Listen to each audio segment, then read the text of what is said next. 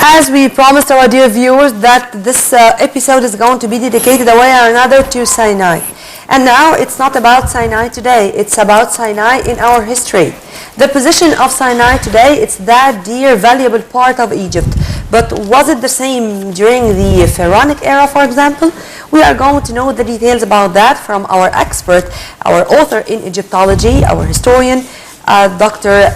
Yasser Kamel. Dr. Yasser, thank you very much for being with us. Yes. Have a very good morning first. Thanks a lot. Nice to see you again. Dr. Yasser, can you tell us about the history of Sinai? When actually did the history of Sinai start? Well, we think that the first time they used, or they realized, the Egyptians, that Sinai is so important, goes back to the unification time. So probably during Menes time, or Namr, they thought that Sinai is the territory that secures their northeast side. And they started to think to provide protection and supply fortresses or build fortresses, especially for the northern side of Sinai. And they recognized that way or that route to be called Horus route. Horus was the warrior god of war, and soldiers of that time were honored to be followers of Horus. But here are we talking about the whole of Sinai, northern and southern Northern Sinai? Sinai. Northern Sinai is a side that represents the portal with others, like the Asian side of Egypt, and they may receive invasion or anything else comes from that side. So they actually receive good things and bad things. For example, religions came to Egypt through Northern Sinai. Indeed. Like, for example, Arabs came with Islam. And we are going to speak in detail about what happened later on, but let's dive a little bit more into the Pharaonic era. What was the name of Sinai first? When was it called Sinai? Sinai was given many names, and one of them referred to the mines. They used to mine copper, used to mine gold, used to mine turquoise, which is the main thing. Yeah. So they used to get turquoise from two mountains in ancient times. One of them is exactly in Sarabit al-Khadim. And Sarabit al-Khadim is just an area famous of a temple that the Egyptians built for Hathor. Hathor, the goddess of music. Then the pharaohs discovered those treasures in Sinai thousands of years ago. Exactly, and they had more of sophisticated technology to bring the turquoise and the mines, the minerals, and the metals with minimum cost in comparison to what we do today. So they find in Sarabit al-Khadim a mountain. That mountain has the turquoise that they used to bring to inlay their jewelry, the mask of King Tut, for example, and other materials. And they had copper also in other places. And it seemed that they wanted to satisfy and help the Egyptians of Sinai, the population of Sinai there. So they built them a temple for Hathor, Hathor, the goddess of music. Sinai. In Sinai. But why, Dr. Yasser, we don't find many pharaonic monuments and museums in Sinai? There are. Actually, it's maybe not focused much on them, and they require more attention by the media. Maybe we need to attract more tourists to see them in the future. But Sarabit al-Khadim, for example, had two things: a great, reasonably large temple for Hathor, and the temple has some carvings and go back to, or carvings return to the time of Snefru. The old kingdom, 4th dynasty, father of Khufu, Cheops. And they find inscriptions written, nearly 30 inscriptions. They present the earliest type of hieroglyphic, or the proto-hieroglyphic. So the Egyptians are proud to be the country invented the language. And we are seeing here, sorry for interruption, Mr. Dr. This is Hathor from the Sarabit al-Khadim temple, the goddess of joy, happiness, music. In northern Sinai. In southern Sinai. Which part exactly? South Sinai is actually the area where you find more history. Northern Sinai is the area where you have the army. As the north this was my represented common the question. portal. I think that the pharaohs were smart enough to know that this is the fortress we have, or this is our eastern gate, I should say. That's right. And I think since God created Earth, Egypt was exposed to many kinds of occupation forces regarding its unique location. Indeed. This is true. Regarding this, how Sinai was one of the national security defenses, I should say, to defend Egypt.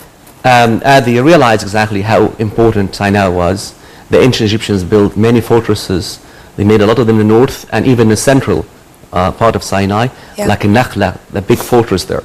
And these forts, some of them survived, that the Arabs reused them. So they understood that they could be invaded from North Sinai, and Sinai is the land that can bring them a lot more trouble if they could not really look after it. So the Egyptian army in ancient time did exist in Sinai, north, and he had scattered certain fortresses in the center and around Sinai. And Sinai for them was the only area linked them with Asia. So Egypt is African to more than 85%. Yeah, of course. Or almost 90%. And Sinai, which covers 60,000 square kilometer. It's the only part in Asia that Egypt owns from Asia. And Sinai has today 1.5 million Egyptians. So the population was a lot smaller in ancient times. But they were smart, like I said, they managed to benefit from its mines, and they could just extract most of the metals out of it. And they understood this could not be sacrificed.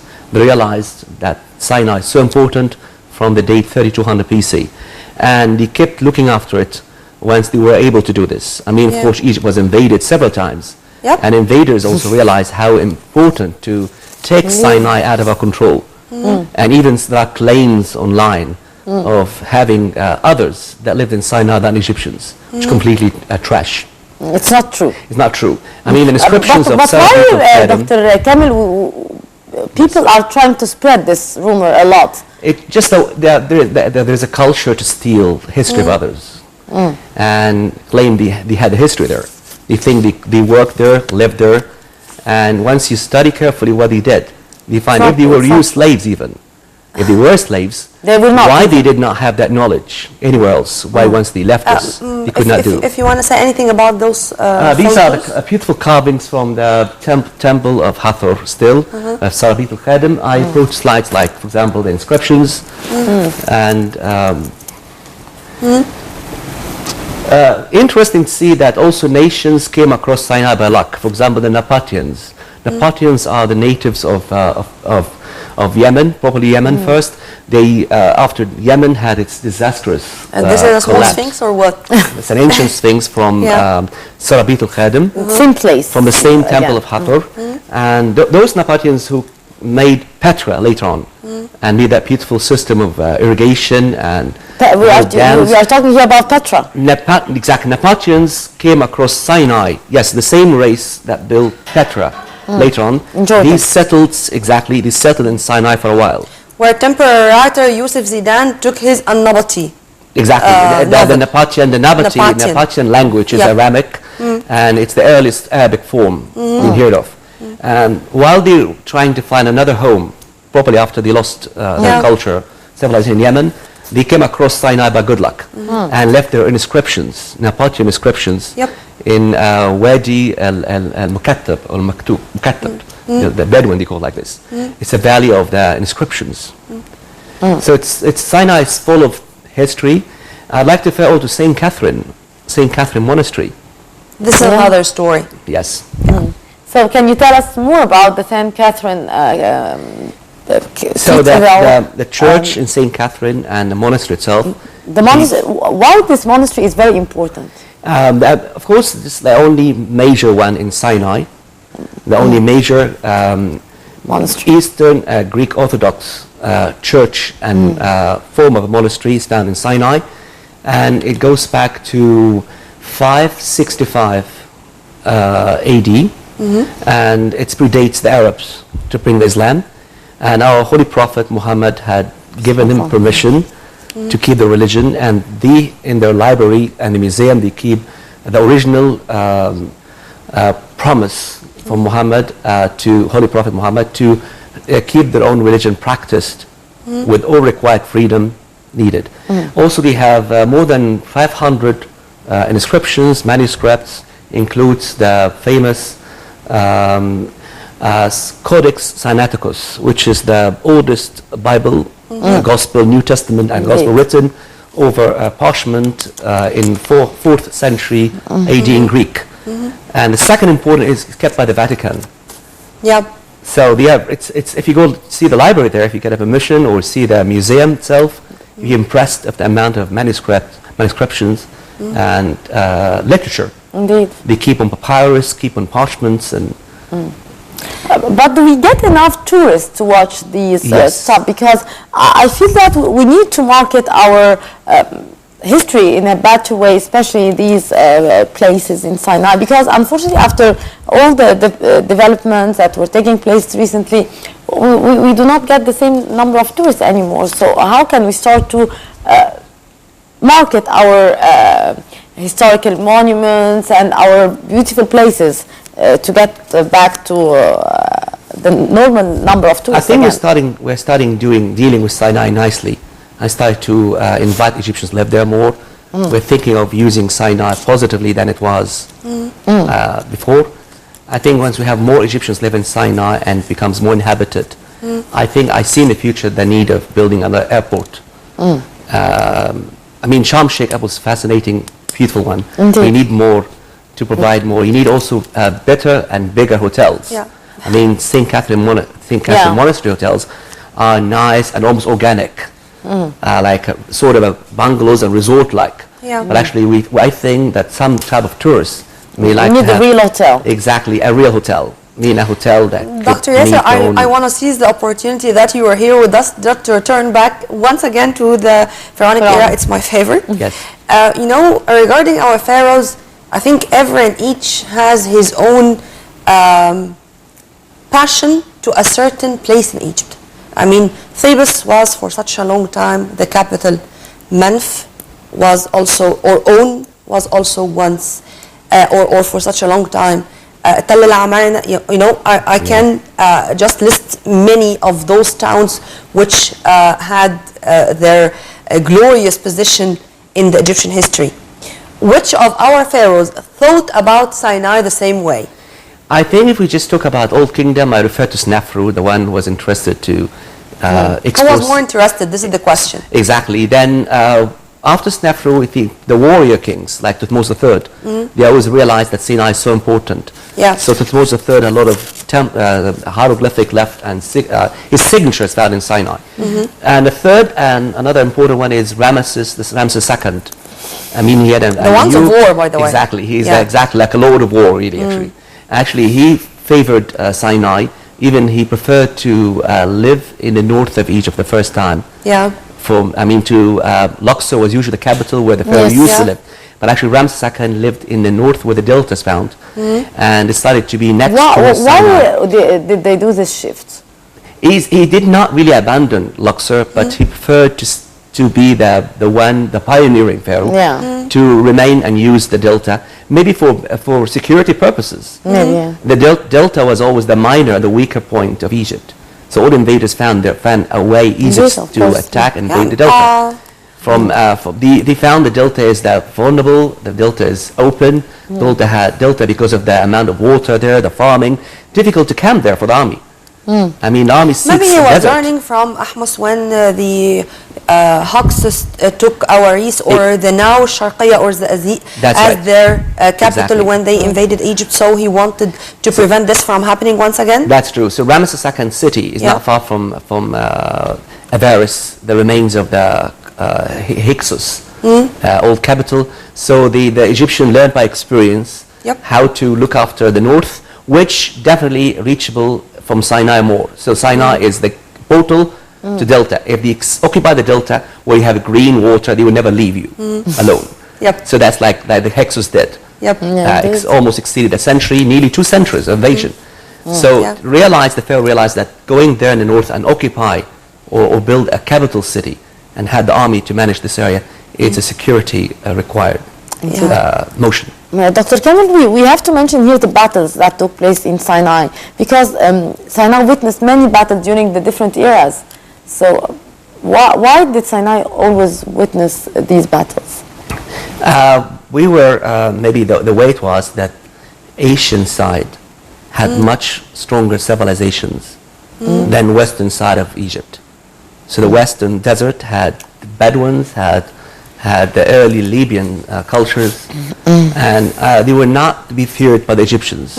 So most of trouble came from Hittites, came from Asian lands, like for example the area surrounds the Holy Land, for example. So they were just the ones had horses, and the ones were more like in their culture interested in invading others. Yeah, the ancient Syrian civilization, the Assyrians, the Babylonians, the Sumerians, they were nations And of above all, warriors. Sinai is the land where the heavenly messages all passed through. That's true. We are going to have the details about that, but right after the short break. الثأر لا يموت، وعيون قواتنا المسلحة لا تنام ولا تغفل. To the land where the three heavenly messages passed through, if we can shed more light on that. Yes. Of course, Egypt was lucky to receive the three religions, and we always remind ourselves that we were lucky to have the Holy Virgin took her son, the Christ, in a flight to Egypt. As Egypt celebrated yesterday the Palm Sunday, Yeah. we were honored that having the Christ and the Holy Virgin to visit our land for Yes. safety, of course. We're a land of safety. They were advised to escape torture and run a flight to Egypt, where they were sheltered by friendly Egyptians for a duration between 3 and 7 years. Yeah. We think the Christ returned an age before 10 years old back to the Holy Land, and Egypt protected them. Even a village in the Nile Delta is called Sakha. Sakha is in hieroglyphic and Coptic, means shower. Shower, bath. So the Christ had a bath in the city of Sakha. Yeah. So they named the whole city after the Christ shower or bath. And as far as I know, that it also came from sakha in Arabic, meaning generosity. That's nice. And yeah, that's right. The Coptic is also found, one of the way to explain the subject. Of course, we all are familiar with Moses, the burning bush. St. Catherine in South Sinai has the famous bush, burning bush, which called the attention of Moses and helped to be guided to where the God, Allah, spoke to him, and where he later on received the 10 Commandments. The mountain of Sinai, or Moses Mountain, is also one of the significant religious things. Indeed. The springs of Moses, the 12.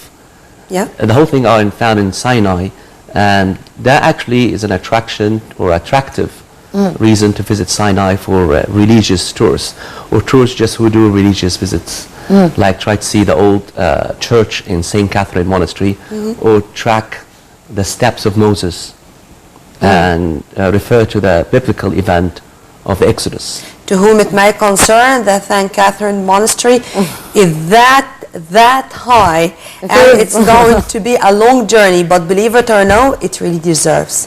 The one who is going to go there is going to live such wonderful moments, unforgettable ones. He or she is not going to forget ever this experience. So would you please, if you want to have such a wonderful experience, go there. And we're not forgetting Islam, of course. The Arab army commander, the leader, Amr ibn ibn al-As. came with the army and just introduced Islam for the first time, with the Arabic language for the first time, via Sinai northern way route called Horus route, as usual. So, Dr. Kamel, can you tell us more about the places to be visited in Sinai, not the pharaonic, after the monuments which were established or created after the pharaonic era? Of course, apart from the monastery of St. Catherine. Sinai attracts to the tourists who seek nature. I mean, the ones who like to explore or experience nature, camping in the Sahara, having a safari is one of the things. Bird watchers, it has its own unique birds, flora and fauna which you don't see anywhere. So a type of tourist also can target Sinai for attractions like this. And I think medical tourism can also Benefit from this. flourish there. That's true. Yeah. When it comes to this, I mean, if we can list some kinds. First, the beaches. That's right. Second, The healing tourism. healing tourism. That's In right. which parts of Sinai exactly? It's just found in many places, central Sinai, southern Sinai.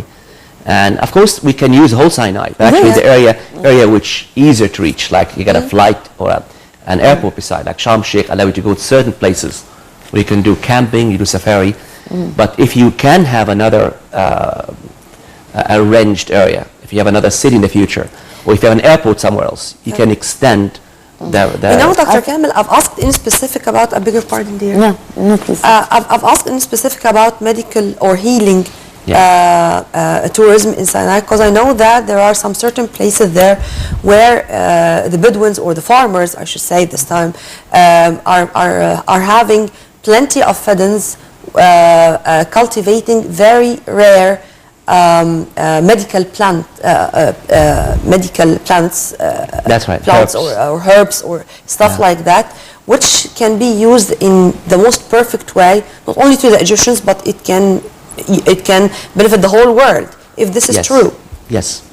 And I'm not aware if we use this or not, but I know that the Bedouins or the native Egyptians of Sinai, they could invest their money in such thing. They farm plants, could be used for medical purposes, or they invest money on providing an area where tourists come and heal, recover from they enjoy the sun, enjoy the sand.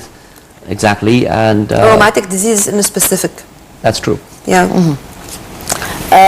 Dr. Kamel, can you tell us more about the marketing of Sinai? Because as you kindly mentioned, we have plenty of things to be seen and many things to be seen in Sinai, northern Sinai and southern Sinai. Of course, we have the beaches, we have the monuments, we have the religious places, and yet we have to market our monuments in a better way. So how can we do that at this particular timing?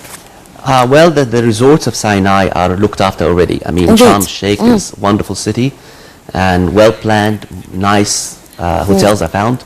So I think we should deal with every other village the same way. I mean, the St. Catherine city needs to be looked after the same way. So if we develop the infrastructure around hotels, around cities, definitely we shall attract much more tourists to visit Egypt. Hopefully. Like I said, if we provide more of hotels, we pay more attention to build more airports. But Egypt is extremely famous. There's nobody would not know where is Egypt, and we need only to work hard to improve the services there. Indeed. Let's hope to get more tourists for the visiting these beautiful places in Egypt. Dr. Yasser Kamel, researcher in Egyptology, thank you very much, sir, for being with us and for your precious input. Thank you very much. Thank you much. Thank you very much, sir. Have a very good day. Right after the short break, we are going to be back with more in our breakfast show. So stay tuned only on Nile TV International.